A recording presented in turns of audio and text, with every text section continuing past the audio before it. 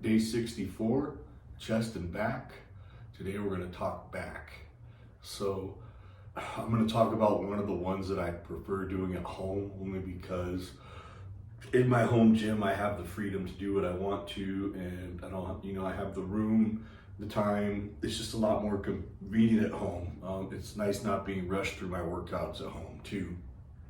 And the reason I do these at home is because these are more of an old school workout that, to you, to do them at the gym would almost be a waste, because I have machines there that I don't have at home that I could use instead. So I try and save certain workouts for at home that I'm limited to at home, if that makes sense. So these are what, for me, it's a draw, and it's not a draw.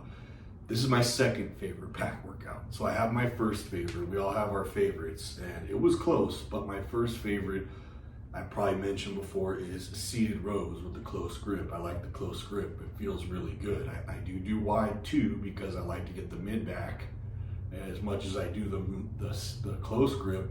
The close grip just feels so natural, feels so good. Something about where your hands are placed. Your elbows are nice and tucked, and it just rolls. So seated rows with the close grip, that's my favorite back workout. This has got to be my second. So TBar Rows with the close grip.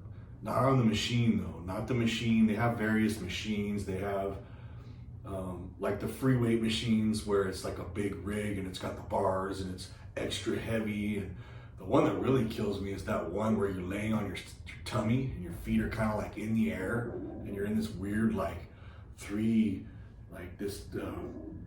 75-degree fucking, I'm sorry, I'm in the plumbing industry. I sell plumbing material. I'm over here calling 75-degree, 45-degree angle. It's that machine, and your belly's resting on it, and you're supposed to do T-bar rows like that. I tried that machine one time. Oh my God, that thing hurt my back so freaking bad. I don't know how you guys do it. I mean, I guess it's just the difference of having a good back or a messed up back. I couldn't even do them. I only had like a plate on there. I was like, I'm just gonna try it out. And like the fact that my feet are like off the ground and everything's resting on your chest on that pad, it was just uncomfortable. So what I'm getting at is stick with the basics, man. Keep it old school. It's just straight out classic T-bar rows with an actual bar and an actual close hand grip. It's the best. You get the best. I finally trained myself to lean more into it. It took me a while. At first I was really scared, because it does cause me some pain because of my bad lower back. So I was always afraid to lean into it. Granted, I'm not doing any heavy weight. I can't. I'm doing 2 plates. I think 2 plates and a 10. Spread out between 25s and 10s. 2 plates. I mean, I don't have it in me to do like some guys are doing 3, 4, 5, 6 plates. I can't. I'm not built that way. Genetically, my body, my bone structure, my muscle stature is not built to lift heavy weight like that. I'm not designed that way. But what I was getting at is I finally trained myself to not be afraid and just lean forward. And I used to do them upright, which is fine. That's a way to do them. Definitely a way to do them. You can do them upright just like you can with your barbell rows, but it hits different parts of the back. If you do them leaning forward, you hit the whole back. A lot of center. You really get the center really good. The lower, you're getting a lot of the lower outer lats, which on the close grip. And so if on the closer, on leaning through, you get that bottom of the V-taper, the mid, like the lower traps, the spinal erectors, all that little area. When you start going up and bringing your body and your posture up, the movement starts to move up towards your back. And it really is more of a trap exercise at that point. Upper back and trap. But I think that when you do the proper T-bar row with the full lean, at almost as close to a 90-degree angle as you can get your torso, which you're not going to get 90 degrees because it's just impossible. Your body's not going to bend that way. But the farther you can lean forward, the more it's going to affect your whole back. And that's why I like this one, because it's a fairly heavy exercise. And just like barbell rows, it's old school and it hits the whole back. Like, this one's so important for back development. My mid back was lacking so bad. And that's one thing I've noticed so far as progress for myself. and my back, the way my back goes, I'm finally getting some lower trap development. I never had that before. So down towards the bottom center of my back, I'm finally getting some muscles there.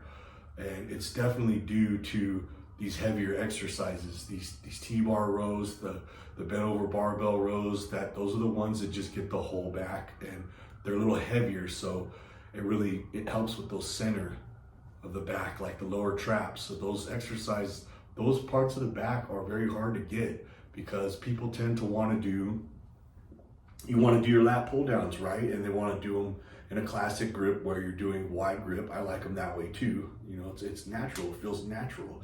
So people do them that way, but all you're doing is hitting the outer back, the upper outer part. It's really getting that upper outer part, and it just stays in that area. Unless you do them behind the neck, then it moves to the traps. Kind of does that region. Once you start varying grips and things like that, that's when you start pinpointing. So wider grip on a row is going to hit more of the mid back. It's going to hit those traps. You know, it's going to hit more of the center of the back.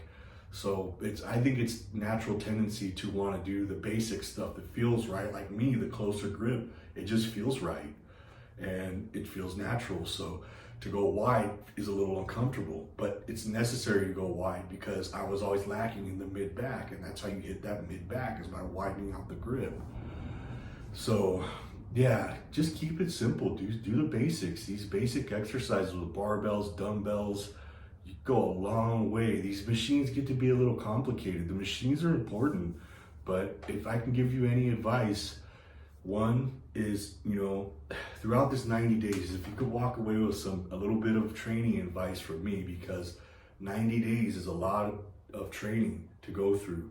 You could learn a lot in 90 days. Okay, so vary grips and stances, right? That's an important one. You want to use multiple grips, multiple feet placements. You want to move around on the bar. You want to use different foot angles. You want to move around. Don't get stuck in one comfortable position. Step outside your comfort zone. Change your width of your stance. Point your toes in a different direction. It all makes a difference because it changes where the weight affects the muscle.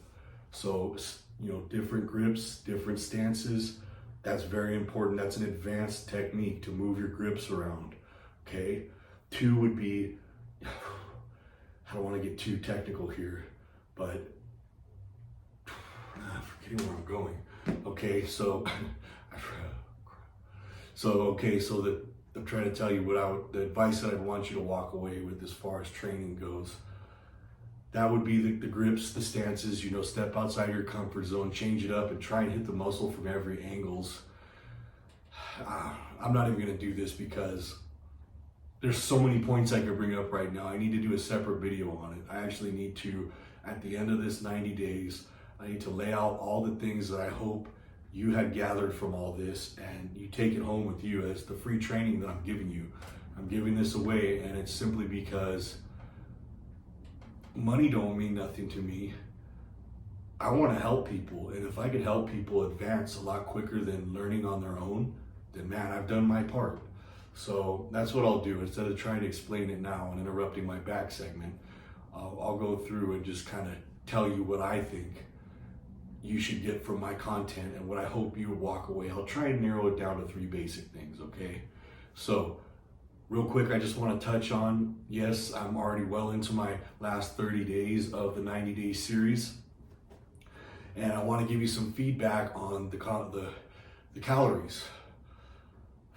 So far, after 60 days, I've learned the higher calorie intake is very important. It's making a huge difference in my gains.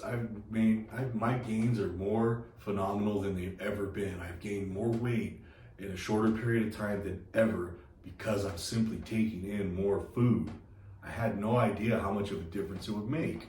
Like, I always thought 3 meals should be enough, right? Like, okay, 3 meals, 3 decent meals, I should still get some good gains, right? No, wrong. You need those extra meals, and you need to spread them out sporadically throughout the day. The whole point of spreading them out, even if you take your 3 big meals, turn them into 5 small meals, your body's gonna digest it and absorb the nutrients better. it's going to utilize the calories better because it'll let it evenly digest. So if I could give you advice on that, if you don't have time, some of us don't. You know, if I wasn't in the job, the position that I'm in, I wouldn't have time for 5 meals because I'm lucky enough to be in an office where I could stop, throw my stuff in the microwave and eat it. So I understand if you don't, but at least take those 3 big meals and spread them out into 5 small meals. See if that helps you, okay? But the calorie intake is making a humongous difference on my gains. And I had no idea until now. I put it finally, years and years later, I finally put it to the test. But I will say this, it's been a challenge to try and eat those meals. And now that I'm incorporating the weight gainer, wow, the weight gainer's throwing everything off. I was doing fine with the 5 meals because I had them timed out. It was 5 meals, right? And I was on point. I had my 5 meals, I was taking them. As soon as I started throwing in the shakes, it threw everything off. So my meals are not what they were the first 2 months. I'm eating because I'm not hungry. Like my body's telling me no, like too much. Like this is too much. I don't want any more. My stomach's too full. I don't feel good when I'm trying to eat it.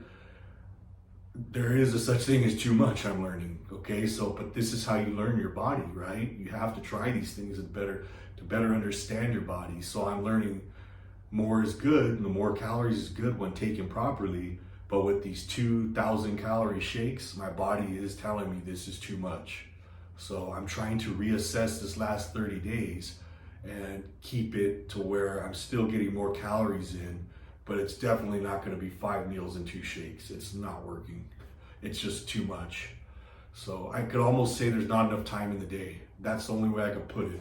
If I had more time to split them out and let them each digest properly to where it's not a belly ache or an uncomfortable feeling trying to eat, then if I could say that you could fit all that in, but there's just not enough time in the day for 5 meals and 2 shakes. It's not happening. Okay, so I'll kind of, once I gauge it, by the end of the 30 days, I'll let you know where I landed and what I ended up coming up with for the last 30 days. But yeah, enough about that. Yeah, I'm gonna get in on this back workout. Somebody's obviously trying to get a hold of me, probably my wife. So I'm gonna go ahead and cut it now. Until next time, stay strong, keep it hardcore. I love you guys, and if you are watching, thank you.